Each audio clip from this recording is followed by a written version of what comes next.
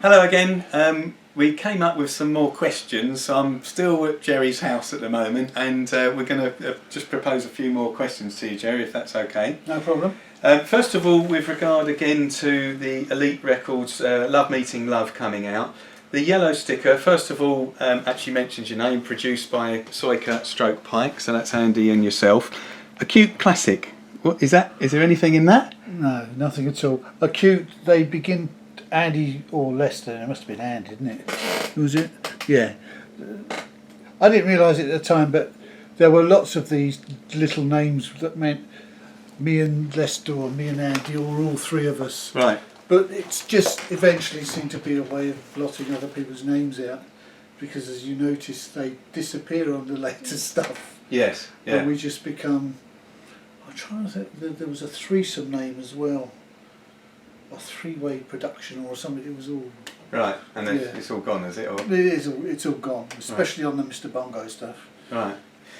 Also, we've discussed off-air yes. the strategy. Now, we, as far as I'm concerned, as a Level 42 fan, always have regarded the original early tapes as being known as strategy. But you have a different take on this. Never heard of it. I'd heard about it 2 or 3 years ago, and I thought, this must be an album I don't know anything about. And when I looked into it, it was actually the very same early tapes.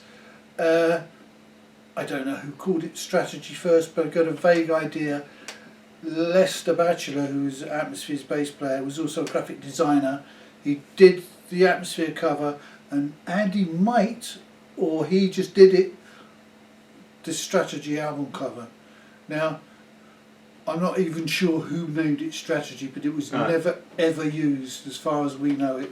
It's a Level 42 fan club myth. Okay, interesting. Very interesting. I hope we don't upset you with that one. Yeah, I'm sorry about that if you paid £3,000 for a copy. Okay, now, interestingly, because we want to zoom in on this, right? Right, we mentioned in the previous clip Sphincter Funk, okay? That is because this tape is the original track names of the early tapes. Now, we've got Shot in the Head, which we have listened to, and that actually became Mr. Pink. So we can only assume that Shot in the Head, they didn't want that to be a track on an album cover. So first of all, if any of you know why that change was, or whether you know what Mr. Pink is all about, please use the comment button below. The other one we mentioned in the previous clip is Sphincter Funk. And Raymond, this is your little piece here. Tell us what sphincter means. What is a sphincter?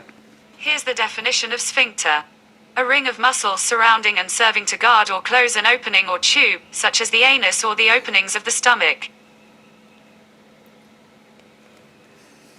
So essentially, on the actual album, the original name, which was Sandstorm, was Bumfunk, near enough. And obviously they decided that they couldn't put that on an album cover. So hence, again, if you know where Sandstorm actually comes, please use the comment button, because this is a forum. As far as I'm concerned, my channel is a forum. It's for everybody that watches it to be involved in it, really. Anything to do with Level 42. So go for it. We've discussed again about Elite Records. Now, some of I know that Paul and I think both Toby, have they got white label ones, or you said there's only...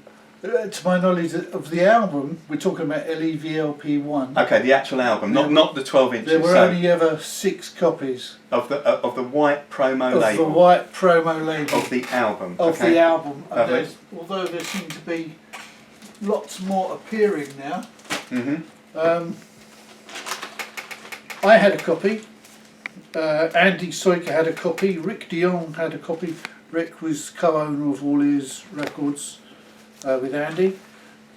Greg Edwards had a copy. Robbie Vincent had a copy, and one other copy. I don't know where it went, but somehow they've managed to split that last one to 3 other people. I don't know quite how they did it. Right. there you have it. Okay, lovely.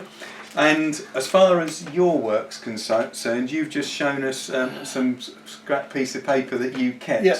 Technically, Scrap. yep, you've got the original, haven't you? You I gave us a certainly copy. have. Yeah. So basically, what this is this. So this is your input into the album itself, Correct. strategy master tapes, Yeah. the early tapes. So you've got the original there. There's the master. So if you can just explain what happened here. So you Right, what happened, because someone had to run the record shop, so to speak, which was me. Andy would go in the morning to the recording studio, record a cassette, bring it